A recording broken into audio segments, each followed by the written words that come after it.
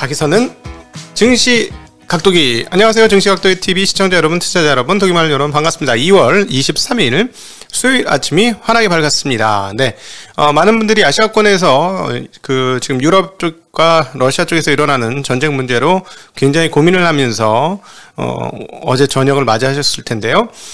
시장은 그냥 평소 수준의 하락을 보이면서 마감이 되었습니다. 평소 수준의 하락이라고 표현하는 게 맞을 것 같죠. 그런데 장중에는 오후 새벽 한국 시간으로 새벽 3시 반 정도의 저점을 찍은 후에 굉장히 큰 폭의 반등을 하다가 막판에 다시 밀리면서 1%대의 하락을 하면서 마무리되었습니다. S&P 500은 1.01% 하락한 4,304, 다우는 1.42% 하락한 33,596, 그리고 나스닥은 1.23% 하락한 13,381을 기록을 했습니다. 그런데 자, 유럽 시장은 어땠을까요? 사건의 당사 지역인 유럽은 독일 닥스 지수는 0.26% 하락을 했고요. 프랑스는 0.01% 하락이니까 그냥 약보합. 이탈리아도 0.02% 하락, 유로스탁스 50도 0.01% 하락으로 하락이 없었고, 거의 FT 영국 지수는 0.13% 오히려 상승하면서 마감이 되었습니다. 그리고 변동성 지수는 오늘 3.8% 올라가면서 VIX 지수가 마무리가 되어졌는데요. 이 정도 상승이라면 최근에는 아주 자주 보던 폭이니까 그렇게 규모가 큰 변동성 지수의 상승은 아니었다, 이렇게 볼 수 있겠습니다. 자, 그래서 지금 위험자산 선호가 보이지 않았다라는 게 오늘 금융시장의 결론이에요. 오늘 미국 시장에서 마감된 금융시장 흐름들은 주식시장이 약세를 보였으나 전쟁 리스크를 반영했다고 하기에는 그 수준이 상당히 일상적인 수준에서 마무리되었다라는 점, 그리고 금융시장 자산 간의 흐름을 보면 위험 회피, 리스크 회피, 안전자산 선호의 현상은 별로 없었다라는 거를 확인할 수가 있었습니다. 그러니까 주식시장 하락폭이 이제 계속해서 연일 이제 4거래일, 3거래일 이렇게 빠지면서 고점 대비로 다시 이제 저점 부근까지 떨어지는 부분은 있었습니다만은 전형적인 위험 회피 안전 선호 현상이 나타나지 않았다는 거 오늘 확인할 수 있는데요. 첫 번째, 이렇게 그냥 일반적 리스크가 아니라 진짜 위험하다고 느꼈을 때 올라가게 되는 초안전자산, 요럴 때만 발동되는 초안전자산이라고 여겨지는 1번 엔화가 오히려 가격이 떨어졌습니다. 가격이 아니지, 환율이 약세를 보였습니다. 환이 약세를 보이면서 114엔대에서 115엔대로 환율이 올라가면서 마무리됐고요. 그다음 최근에 안전자산으로 역할을 조금 하는가 하면서 자기를 모습을 드러낸 금값은 거의 강보합입니다. 강보합 1,900달러. 오르긴 올랐으나 그냥 1,900달러, 많이 오르지 않았다라는 거. 반면에 안전자산의 대표격인 채권은 어떻게 되느냐? 채권은 금리가 내려야지 가격이 오르고, 오르면 가격이 떨어지는 거죠. 채권은 금리가 올랐습니다. 10년물 1.4bp 올라서 1.944%를 기록을 했습니다. 자, 이건 무슨 말이냐? 좀 위험하다고 안 느끼는 거죠, 시장이. 위험하다고 느끼면 채권 사야죠. 그죠? 물론 완전 위험하다고 생각하면 이제 스위스 프랑이나 일반 엔화를 사는데, 자, 그리고 2년물은요. 2년물은 10년물이 1.4bp 올랐는데 2년물은 8.9bp, 거의 10bp 가까이 올랐어요. 8.9bp 웬열? 그러면서 1.56%로 금리가 급등했습니다. 이 정도면 2년물은 가격은 그냥 하루짜리 치고는 그냥 개 박살 난 거죠. 네, 박살이 났어요. 6% 움직였으니까. 자, 그러면서 10년물과 2년물의 금리차, 장단기 금리차는 38.25bp로 처음으로 최근 흐름에서, 올해 들어와서, 그리고 최근 흐름에서 처음으로 30bp대로 격차가 좁혀들었습니다. 자, 이제 격차가 좁혀들었으니까 해설가들은 곧 이런 얘기를 할 거예요. 스태그플레이션이 다가온다 라고 얘기를 하는데, 그냥 금리차만 보고 스태그플레이션 이런 거 얘기하면 좀 없어 보이잖아요. 다른 것까지 얘기해봐야지. 근데 스태그플레이션 얘기하는 사람 분명히 나올걸? 근데, 제가 보기에는 여기서 스태그플레이션 얘기를 하려면 뭐가 있어야 되냐면, 미국 경기 하강에 대한 확신이 좀 있어야 돼요. 그 데이터가 좀 있어야 되는데, 저는 그건 이렇게 봅니다. 이 지금 그러니까 뭐냐, 구인자가 많아지는 상황들, 그리고 구직이 쉬운 상황들, 그리고 그로 인해서 임금이 올라가는 상황들은 경기가 나쁜 상황이라고 보기 힘들 것 같고요.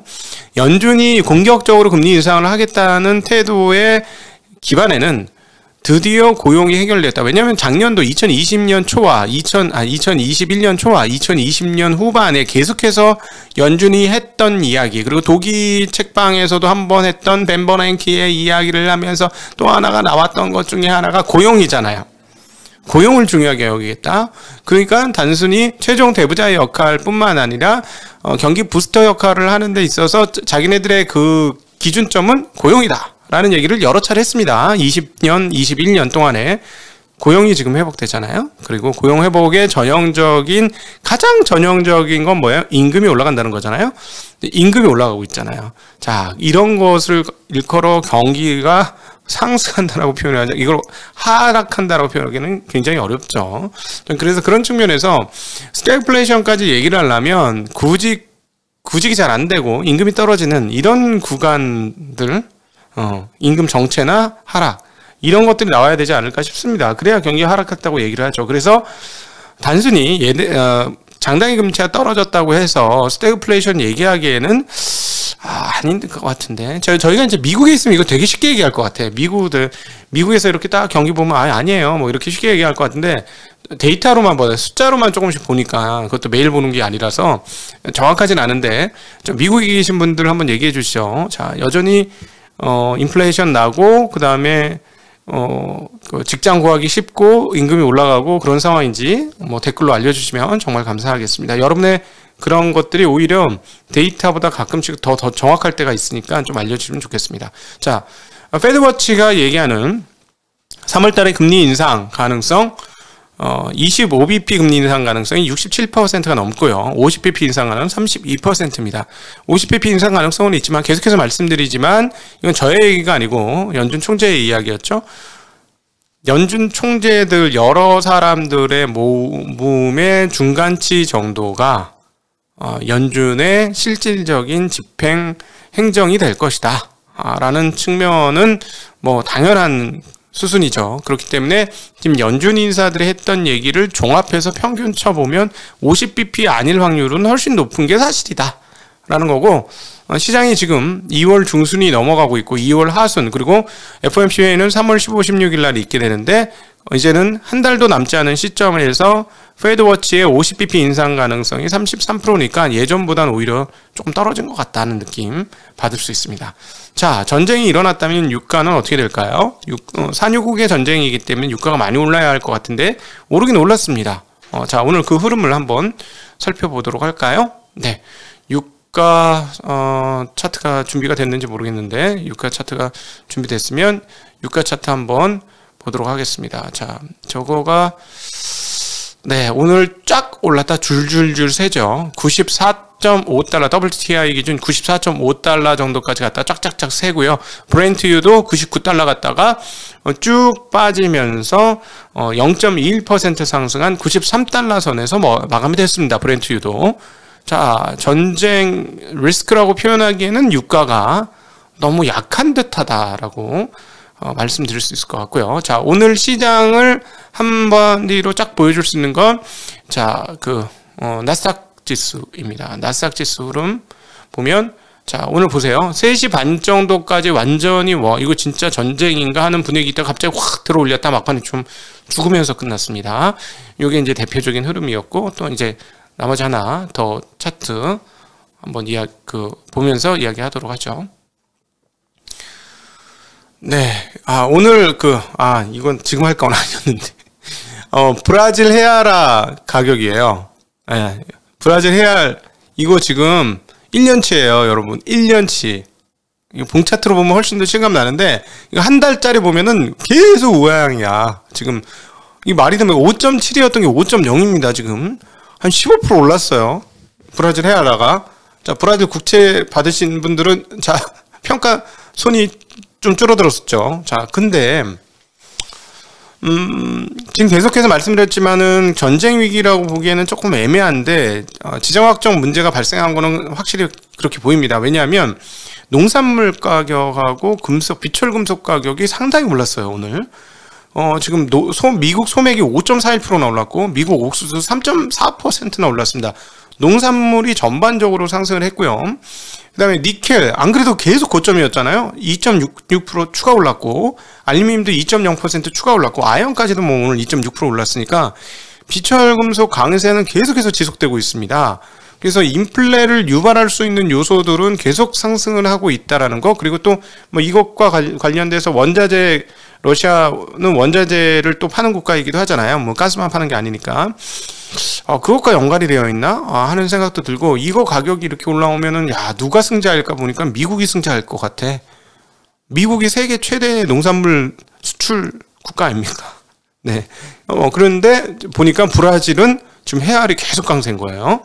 이거 신기하다. 이거 신기하다. 이것과 연관되어 있는 거 아닌가 하는 생각이 충분히 드는 그런 상황입니다.